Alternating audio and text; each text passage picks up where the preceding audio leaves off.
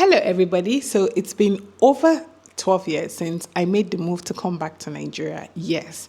So I've gotten this question a lot. Why do you live in Nigeria? Despite all the headlines, despite what everybody says, blah, blah, blah, blah, blah.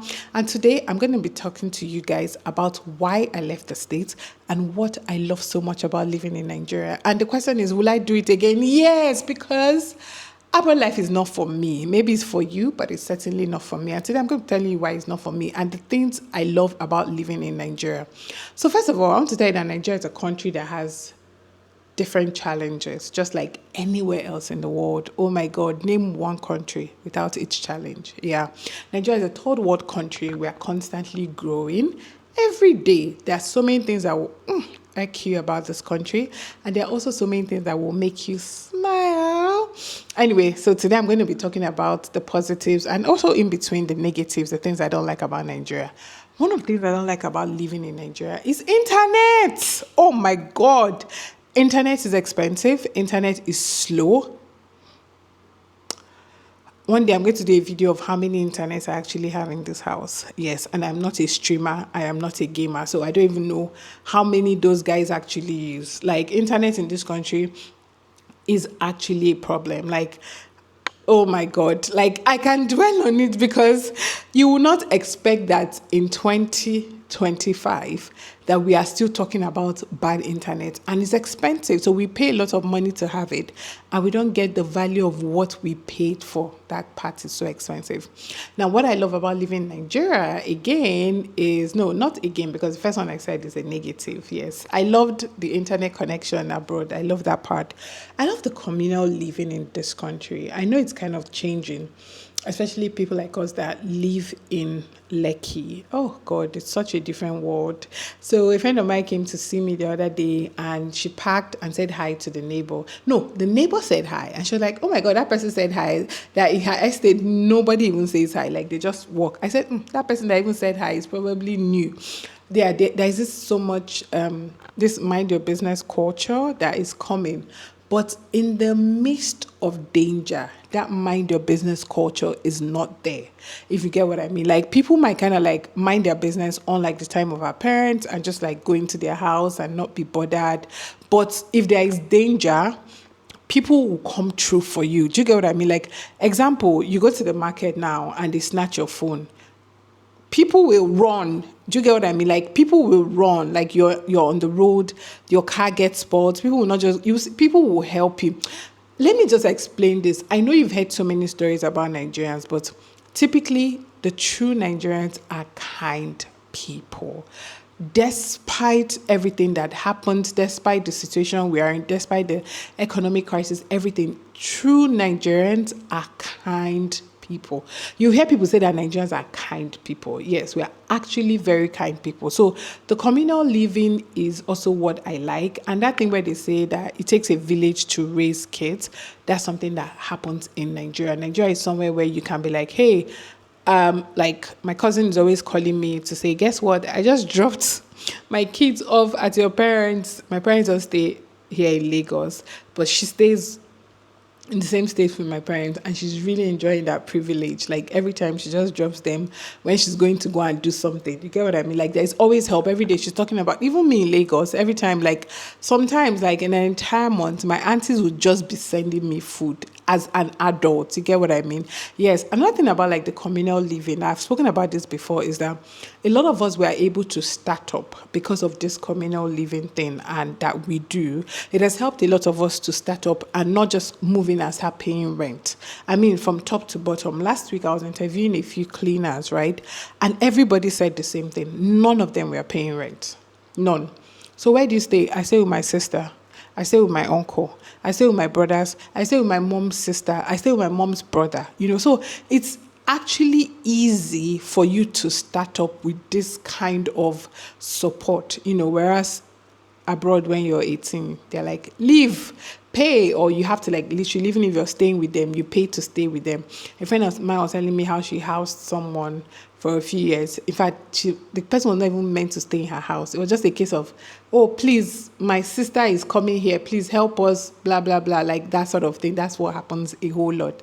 And if you're Nigerian, you can relate to this. People come to your house for one day. They're supposed to come for holiday. 4 years later, they've graduated, and you're like, how did you stay in my house for 4 years? Because you actually came for just a weekend, and this is how you've managed to stay here for 4 years. Yeah. And she was like that. The girl left. When the girl left, not even a simple like thank you text, nothing. And I was like, yeah, that's the thing about living in Nigeria, right? Because abroad, she wouldn't even have to say thank you because she would have been paying for it. So bring me to the next one of what I don't really like about Nigeria. Yes, I love that fact about Nigeria, that we are kind and that people can literally house you even without being your relatives. But it brings me to the next one, which is the disadvantage of it is that the entitlement in this country. People are entitled to your life. People are entitled to your time. People are entitled to your money. Yes, in this country, people will go and get married because they know that their brother will handle the wedding. Like, yes, people will literally tell you, like, you will see someone that earns less than $100 a month with 5 children who will train the children. They are putting the responsibility on you. Sometimes I was talking to someone that told me that, like, at some point she stopped hiring married people. I said, well, I said because it felt like you're hiring them because you want to help, like it's a win-win. They're doing the job and I am paying them. But it's almost like I'm having extended children because there's always like one school fees or the other. And the person is going through school fees problem, right? He's unable to pay school fees for his kids. And this person will come to you the next day and say, ma, my wife just gave birth. And you're like, okay. You could barely take care of the one you had and you're about to have another one. That's because there's this entitlement mentality in Nigeria, right? They're entitled to you. They feel like if you have money, and it's not even like about help, it's about entitled. Like, you guys know what I mean. Like, if you're Nigerian, you know what I mean. Like, they are entitled to your time. A Nigerian will call you and feel like you're not picking the call. Like, why are you not picking my call? You know, like an employer will call you on your day off and expect that you should pick their call. Make it make sense.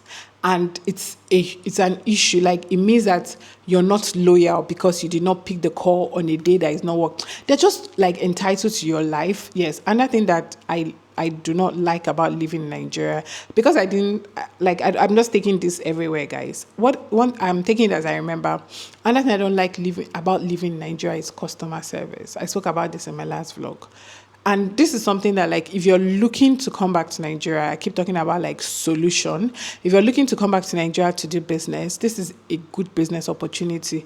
We need people to train people in customer service in Nigeria. Nigerians have zero knowledge of customer service, from big organizations to small organizations. Like, oh my God, customer service is terrible. And they have taken this bad habit to online shopping now. You're shopping with someone online, they're making content that bring down, like, that insult their customers. They're joining all this masterclass that is teaching them that if you know your words, people will buy, so you can speak to people anyhow. You can do this. When they come to you, if they ask you for price, tell them to go and check it on their, it's so terrible, right? And the thing is, like, a lot of times when you see people complain about an organization online, it's something that could have been solved if they had the right customer service, right? I know that there was this lady recently that called out a food company for bringing, like, the food was so small and it wasn't well presented. And she had messaged them, and the guy said, and why did I think it was a guy? Well, I said the person, I think she said the guy. Oh, I don't know, but I can't remember. It's the assumption, Sha. But the person said that, sorry, we're reviewing our prices. Something just silly, right? And this really got her angry. And she went on TikTok and she spoke about it. And before you know it, all blogs were like carrying. And the lady who owns the company eventually came and apologized.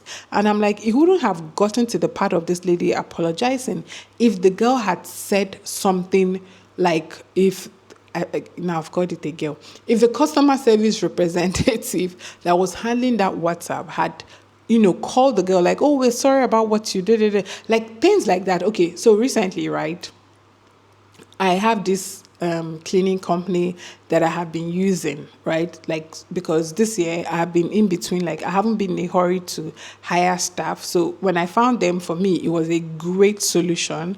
And they've been sending people to me. Like, if I just need someone tomorrow, they'll send the person, you pay the person for the day. It's like a daily thing, right? Which was quite easy and better. I even did a shout out for them on Instagram because I liked the service of the person they were bringing. So on this particular day, they bring two people that did not do a good job. Now they send you like this, they sent me like a whole list for me to review, and the list was long. I was not interested. So I just sent a message. I sent an email and a WhatsApp message, and I said, I'm not impressed. And they sent a message saying, oh, we train our staff to be something like that. Please let us know what area, like how you are not impressed or something like that, so that the next time we can work on it and you can get the premium service you paid for, something like that. So I remember like a week later, you know how you read a message and you're like, oh, you get back to it. And then a week later, I was like telling my friend that, oh, I haven't replied. So I go to their message to see it. And I'm like, I didn't reply these people. Nobody reached out to me after that. Nobody did a follow-up message. I've always told you guys, like, okay, I'm happy with your service. You guys have come at least like maybe 4 times. Then one time I complained that I'm not impressed. You guys, okay, yes, you reach out, but in the reach out, no one is offering me like, oh, please, can we come back tomorrow to do it? Because at the end of the day, I paid. You're telling me next time. How will there be a next time if you haven't even solved this time? Does that make sense? Like, it's just about, oh, we're sorry, and they're not offering you anything again. Okay, we're sorry. Can the person come back tomorrow, or can you tell us when next you're available? You know, and even when the person doesn't read, because this is a client, like you call immediately, like a few days after that, like when you don't hear from me, it's like, oh man, your message, you said you are not impressed. You know what I mean? Like, what areas, what can we do better? You know, can the person come? When next are you available? That's where we lack in Nigeria, customer service, because we know how to get the customers, but we do not know how to retain.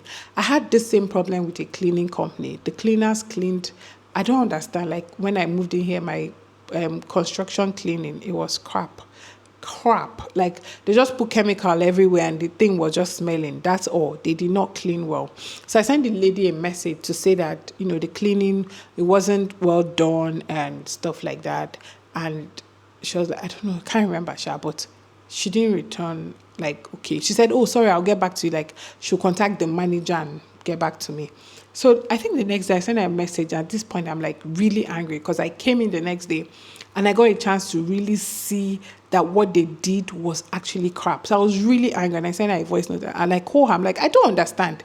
I told you I don't like what these guys did, that they literally didn't clean well and you haven't called me back. And she's like, oh, I'm sorry that she's been busy, that she meant to, you know, you're meant to. I'm like, no, you shouldn't forget. Like, see, you should take bad reviews more serious than good ones. Like, you shouldn't forget that somebody just left a complaint that what this guy did was not okay. Now, I mean, she kept calling, she sent messages, but the good thing is that she was like, please, can they come back the next day and clean everywhere? By then, I'd already called another company. She kept sending messages, kept apologizing, even said, okay, even if you don't use us now, I owe you another free, I owe you a couch cleaning for free when you're ready. Because of that, I was ready to give her another chance. Now, when my friend was moving into her house, I'm like, have these people clean. And I called. I'm like, remember, it was me that you guys did not do a good job. So make sure, because if I refer you guys again and you guys don't do a good job, I'm not going to use you again.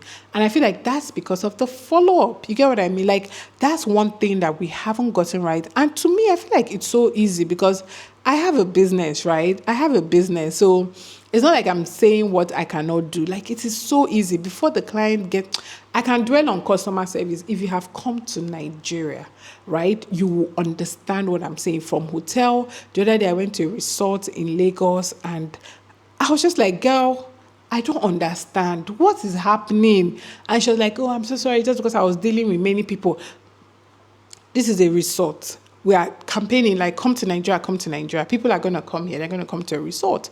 You're the first person that they see. And your attitude, your mannerism, everything. So I told someone that was working there before, and she was like, that, do you know that, like, two people that she sent there came back and said the same thing. So these managers, please train your people. And also, if you're a company looking to come into Nigeria, like a customer service training company, like we actually need you. Communication, this customer service thing is actually a thing. I've also worked in an organization, so I know. Yes, another thing I like about Nigeria is food, because as a foodie, I like that I get to get my fresh food. I like that part of living in Nigeria. Another thing I like about living in Nigeria is security. I know. A lot of people will argue this and say, yeah, because the news has told everybody that Nigeria is not safe. It's like you're walking on the road. But I put it to you that Nigeria is safer than America. We're going to have that conversation in another video. But if you think it's not true, please comment below and tell me to make a video and prove that Nigeria is safer than America. Because everywhere has its own challenges. But you see America and some other places like Brazil, I tell you that what those guys have better than us is PR. They have PR. So they know how to, like, something happens in Nigeria, in one isolated part like that, something is happening. Next thing, they've issued travel. Don't come to Nigeria. But we should come to your country where there's literally mass shooting. Almost like we're in March now. How many mass shooting has happened? So Nigeria is way safer. Yes, I know that this, in terms of context, like your neighborhood, just like any other place. Just like any other place, your neighborhood is important, but Nigeria is safe to a very, very, very large extent. And also, I feel like it's also because of the communal living thing, in terms of like we watch out for our neighbors. You know what I mean? Like that's also where I'm coming from. Do you know there are some places in Nigeria that it's not even the police that guards that area? The guards there are like community watch, like vigilant people that live around there. So they come up with like this neighborhood watch thing. So yeah, that's, again, that peace of mind is what I like. Another thing I like about living in Nigeria is just the peace of mind. Just the fact that I said I became black in America. I was not playing. I did not realize how much my color defined me and my tribe, everything, till I moved to America. I love that I don't have to constantly explain myself, explain my hair, explain why I speak the way I speak, which is why I love living in Nigeria. I mean, Nigeria is home, and almost everybody looks like me in terms of color of my skin. So we do not have systematic racism. We have tribalism, though. I'm not even going to deny that. We have that. And that's because a lot of people constantly follow that propaganda every now and then, especially like during elections. We always let ourselves be used by, Yoruba people, Igbo, outside people, this. It's not today that it started, but it's not really like in America where you deserve a position, but because you're black, you're not getting that position. We don't really have that. I like how sometimes our anyhowness works in Nigeria, if you know what I mean. Like our anyhowness, like the fact that, and that's in terms of making money. I know that structure and all that is important, but sometimes the fact that you can literally just open a dry cleaning business by getting flyers, going from door to door to say, oh, I'm a dry cleaner, come and wash. Like, I know, like, I don't know how to explain it without saying it's not, I don't know how to really explain this part, but if you know, you know. I think, yes, that part that people say, oh, labor is cheap in Nigeria, it's also because a lot of people are able to get away with so many things. Like in America, you cannot put a relaxer on someone's hair without carefully going to a beauty school or something or being certified. So, but in this country, your cleaner comes up tomorrow to say, okay, I want to go and start my own salon. In front of her house, she has bought dryer and all that, and that's it. So it has helped a lot of people to grow. When you look at a lot of people's success stories, like the fact that they didn't have to get some sort of education to start what they want to start. Now, of course, there's a downside to it, which I love the introduction of NAFDAC and what they're really doing in Nigeria. Yes, because there was a time that like it was so lawless that people could just start their own cream, their own medication, things like that. It wasn't going through the right sources. So yes, I'm not talking about like those ones, of course. I'm just saying like the fact that somebody can open a car wash business by going to a corner, pay like street boys and say, this one is my own area. They will give you that space and you start washing car. Literally. And before you know it, you're opening your own big car wash business. There's so many things to love about Nigeria, but one thing I cannot overemphasize is the people. I love our spirit. Sometimes when I'm driving out, I just look at people like on the road, even with people that have a little to nothing, like the way they laugh, the way they smile, the way they keep going. It's like the way we, even during the pandemic, the way we laugh about things, the way we find a way to, find humor, if that makes sense, in everything, in every circumstance. Like a typical Nigerian is resilient. Like they keep going. They keep going. Like the spirit of a Nigerian, the spirit of a Nigerian is just, we can make it. And that's why a lot of people ask that, why is it that it looks like when Nigerians go abroad, they succeed? It's because we don't give up, like we don't give up, we push. A practical example, I was on a movie set and I was telling someone that, do you know that everybody on this set just picked up this camera, touched it, read through, did one or two things, and that's how they knew how to start operating it. Now, imagine when they now actually study for it. That's what I mean. Like, have you been to Computer Village? I know someone that said that they repaired his phone in Computer Village, and that phone, he has taken it to so many places. They were not able to repair it, but he brought it to Computer Village, and those guys were like, they did not read anything like IT, nothing, but they were able to find out what was wrong with that phone, and they repaired it. That's the spirit of a Nigerian, and that's the spirit I love. Abroad life is not for me, at least now. If I ever want to live abroad, I want to retire. But I do not want to go and work abroad. Except, of course, there are some exceptions. Like I'm a filmmaker, for example, I'm a PR person. So let's say Tyler Perry calls me to do something in his studio. That's different, guys. Please don't get me wrong. That's different. And or maybe I'm retiring to an island or something. I mean, that's me going retired. But I do not see myself packing my things, leaving Nigeria to go and start life again. Nah, that's not for me. I feel like by God's grace, I've done well for myself, and this is one of the best decisions I tell you that I ever made was coming back to this country. Like the ups and downs where I am, the things I've been through, Nigeria has healed me. I mean, one thing with Nigeria will break you and build you. Like it will break you. When you come here, you come for business, you want to lose your mind. You might even go bankrupt, you go crazy. Like, what is happening here? The people, this, that, like, how can I get people like Charles? How can I? But by the time you fit in well and understand your way around, you have this. And just, in conclusion, I wanted to speak about this.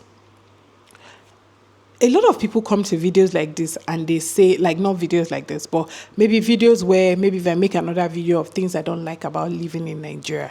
Oh, you see, I came back to Nigeria, so why are you complaining? Two truths can exist. I love this country. I love the people. It doesn't mean that I'm not going to get irritated. It doesn't mean that there are things that I will not like about it. It doesn't mean that tomorrow I'm not going to pick up my phone and rant about the government, rant about policy, rant about things. Like, should I start talking as a business person? Should we talk about like, what do you call it? Just sending your dispatch rider to go and deliver something of 3,000 and a police person is stopping them and at the end of the day telling them that they don't have papers, even though the paper is right, like just look for one thing and put on it and just 5,000, you end up spending like 20,000. We don't want to talk about the frustration. Like, it's literally every day. So my point is, two truths can exist. I can sit down here and say, I love Nigeria. it doesn't mean we don't have our challenges. It doesn't mean that we don't want things. It doesn't mean that I'll not drop this thing and my internet providers will not irritate me and I'll call them and tell them off. No. So when I see people make comments like that on my video, maybe when I'm complaining about something, hey, but you like Nigeria, but you're always talking about Nigeria. Like, it's like when you scold your child, but you still like your child. That's how I see Nigeria. Like, I am Nigerian. No matter how many passports I get, no matter how many, I am Nigerian. I am first a Nigerian. So I love Nigeria and I love my people. Anyway, guys, hope you guys enjoyed this video because I actually did enjoy making it. I feel like saying more positive things about Nigeria just gives you hope that it's going to get better. We're not there yet, but I know we will get there. I know we will get there. So let me know your favorite part in the comment section. Let me know, have you moved? Are you moving? Do you like Nigeria, or has Nigeria frustrated you?